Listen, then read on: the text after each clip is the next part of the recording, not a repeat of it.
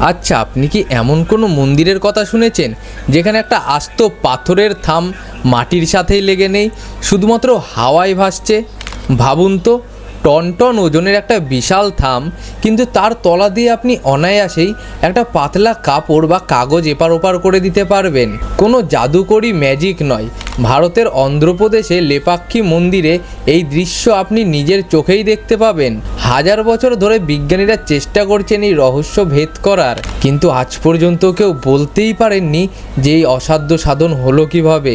আজকের গল্পটা সেই রহস্যময় হ্যাঙ্গিং পিলার বা ঝুলে থাকা থামের, যেটা দেখলে মনে হয় সময় যেন সেখানে থমকে দাঁড়িয়ে আছে। কিন্তু আসল রহস্যটা কিন্তু শুধুই পিলারে আটকে নেই, এর পেছনে লুকিয়ে আছে এক অবিশ্বাস্য ইতিহাস যা জানলে আপনি চমকে যাবেন। অন্ধ্রপ্রদেশের অনন্তপুর জেলায় গেলে আপনি দেখা পাবেন এই লেপাক্ষী মন্দিরের। ১৬শ শতাব্দীতে বিজয়নগর সাম্রাজ্যের সময় এই মন্দির তৈরি হয়েছিল। স্থাপত্য আর ভাস্কর্যের দিক থেকে এই মন্দির এতটাই নিখুঁত যে দেখলে চোখ ফেরানো যায় না। কিন্তু পর্যটকদের আসল আকর্ষণের কেন্দ্রবিন্দু হলো এই মন্দিরের সেই ৭০টা পিলারের মধ্যে একটি বিশেষ পিলার, যেটাকে সবাই বলে আকাশ স্তম্ভ। মানে এমন একটা স্তম্ভ যা মাটির সাথে কোনো সম্পর্ক না রেখেই পুরো মন্দিরের ছাদকে ধরে রেখেছে। এখন প্রশ্ন হলো, তখনকার দিনে যখন আজকের মতো বড় বড় ক্রেন বা আধুনিক ইঞ্জিনিয়ারিং ছিল না, তখন কিভাবে এই বিশালাকার পাথরের স্তম্ভকে এইভাবে হাওয়ায় ভাসিয়ে রাখা সম্ভব হলো? আপনি কি আন্দাজ করতে পারছেন এর পেছনে কোনো আধ্যাত্মিক শক্তি আছে, নাকি অদ্ভুত কোনো বিজ্ঞান? গল্পের শুরুটা হয় বিজয়নগর সাম্রাজ্যের দুই ভাই বিরূপান্না আর বীরান্নাকে নিয়ে। তারা ছিলেন রাজা অচ্যুত রায়ের কোষাধ্যক্ষ। বলা হয় তারা যখন এই মন্দিরটি তৈরি করেছিলেন তখন তারা চেয়েছিলেন এমন কিছু তৈরি করতে যা পৃথিবীকে অবাক করে দেবে। কিন্তু এখানেই গল্পটা একটু অন্য মোড় নেয়। আপনি যদি মন্দিরটা ভালো করে দেখেন, দেখবেন সেখানে রামায়ণ আর মহাভারতের কাহিনীর সাথে সাথে এমন কিছু কারুকার্য আছে যা আজও মানুষকে ভাবিয়ে তোলে। এই হ্যাঙ্গিং পিলার নিয়ে মানুষের মধ্যে এত কৌতূহল যে সবাই একবার এসে তলা দিয়ে কাপড় গলিয়ে দেখার চেষ্টা করে। সত্যি বলতে চোখের সামনে এটা দেখাটা একটা শিহরণ জাগানো অভিজ্ঞতা। মানে আপনি দেখছেন একটা বিশাল পাথরের ভারী স্তম্ভ, কিন্তু তার তলায় দিব্যি ফাঁকা জায়গা। স্থানীয় মানুষরা বিশ্বাস করেন এই পিলারের তলা দিয়ে কাপড় নিয়ে গেলে জীবনে সুখ শান্তি আসে। কিন্তু বিজ্ঞান কি বলছে? ইঞ্জিনিয়াররা যখন এটা নিয়ে পরীক্ষা শুরু করলেন তখন যা বেরিয়ে এলো সেটা কেউ ভাবতেই পারেনি। এখানেই গল্পের আসল টুইস্টটা শুরু হয়। ঘটনাটা ব্রিটিশ আমলের। এক ব্রিটিশ ইঞ্জিনিয়ার ভাবলেন, ধুর, এটা অসম্ভব, নিশ্চয়ই ভেতরে কোনো লুকোনো সাপোর্ট আছে। তিনি ঠিক করলেন এই রহস্যের সমাধান করবেনই। তিনি কি করলেন জানেন? ওই ঝুলে থাকা পিলারটাকে ধাক্কা দিয়ে সরানোর চেষ্টা করলেন, কিন্তু তখনই ঘটল এক ভয়াবহ কাণ্ড। তিনি যখন ওই পিলারের উপর জোর দিলেন, দেখা গেল শুধু ওই একটা পিলার নয়, মন্দিরের বাকি সব কটা পিলারও নড়তে শুরু করেছে। পুরো মন্দিরের কাঠামো যেন একটা ঝটকায় কেঁপে উঠল। সেই ইঞ্জিনিয়ার তো ভয়ে কাজ বন্ধ করে পালিয়ে বাঁচলেন, কারণ তিনি বুঝতে পেরেছিলেন এই একটা পিলার আসলে পুরো মন্দিরের ব্যালেন্স বা ভারসাম্য ধরে রাখছে। ভাবুন তো, আজ থেকে প্রায় ৫০০ বছর আগে আমাদের পূর্বপুরুষরা মেকানিক্যাল ইঞ্জিনিয়ারিংয়ে কতটা এগিয়েছিলেন। তারা জানতেন কিভাবে মধ্যাকর্ষণ শক্তিকে চ্যালেঞ্জ বানানো যায়। তারা একটা পিলারকে এমনভাবে ডিজাইন করেছিলেন যা সরাসরি মাটিতে না ঠেকেও পুরো ছাদের ওজনটা এমনভাবে ডিস্ট্রিবিউট করে দিচ্ছে।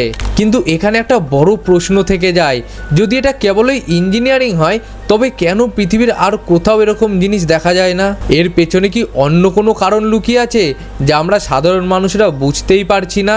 লেপাক্ষীর এই রহস্য শুধুমাত্র পিলারের মধ্যেই সীমাবদ্ধ নয়।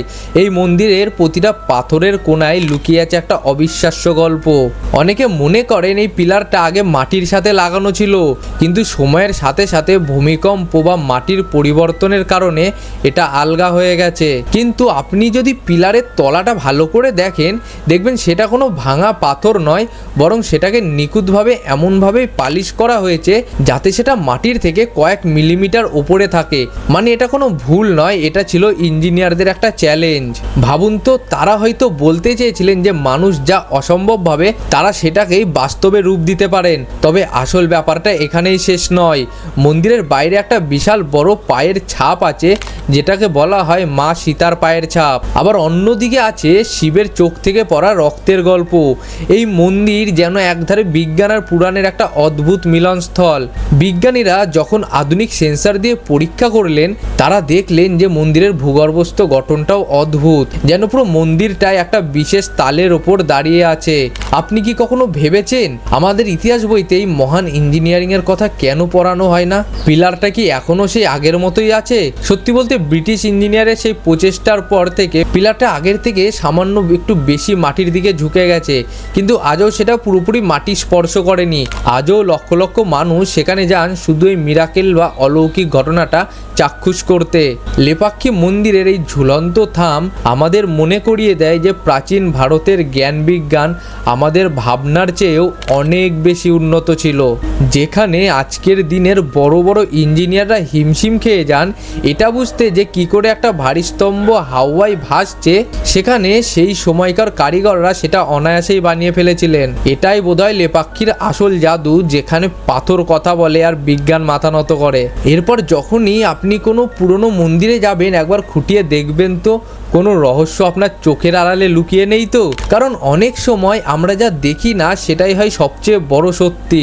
এই যে অবিশ্বাস্য এক ইতিহাসের সাক্ষী হলাম আমরা, এটা ভাবলেই কিন্তু গায়ে কাটা দেয়।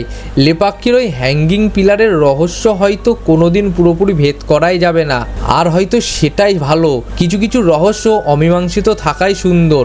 লেপাক্ষী মন্দিরের এই কাহিনী আপনার কেমন লাগলো? আপনার কি মনে হয় এটা কেবলই কারিগরি কৌশল, নাকি এর পেছনে অন্য কোনো অতিপ্রাকৃতিক শক্তি কাজ করছে? কমেন্টে আপনার মতামত অবশ্যই জানাবেন। এই ভিডিওটা ভালো লাগলে অন্যদের সাথে শেয়ার করুন, যাতে সবাই আমাদের দেশের এই অজানা গৌরবের কথা জানতে পারে। দেখা হবে পরের কোনো রহস্যময় গল্পে। ভালো থাকবেন।